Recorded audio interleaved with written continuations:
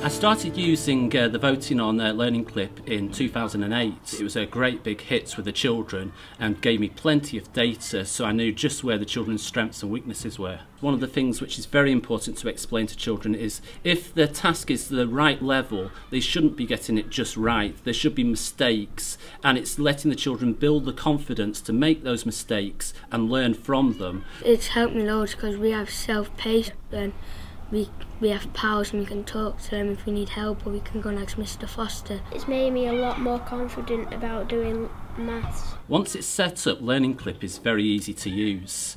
You know exactly what every child is doing, you know which children are in school on which days, and you know which children need that extra help. So using Learning Clip's dynamic pie chart, it's really interesting. When you do the first few questions, you might get maybe 2/3 of the class getting it right and 1/3 getting it wrong. The more questions you do, the more green answers you get. And you can tell when it's time to start the activity, when all the children have really grasped it.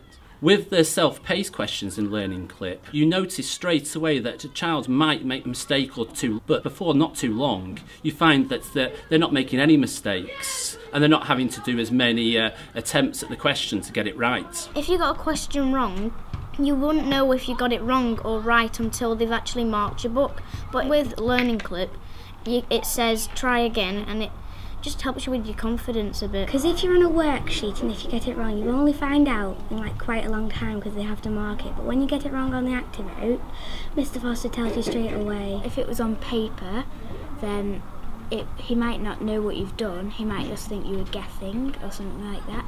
Whereas if it's on the activate, he might come over and say what's happened and what's gone wrong. One of the wonders of Learner Response is all the information is kept in the cloud, which means that I can go to any computer anywhere in the world and I can quickly look and see how well the children have done that day. It also means that I'm not teaching things which the children have already grasped, and I can push them further. There's always some children which are very good at getting your attention and always put their hand up first. I never thought that some children ever got the real chance to answer the questions or join in the class as much as they could. If we do self-paced, we've got like our own time to do it. I don't mind when I get an answer wrong because I can try again. One of the greatest surprises this year using Learning Clip is that actually, as the year has gone on, the children which are the most able have made incredibly good progress.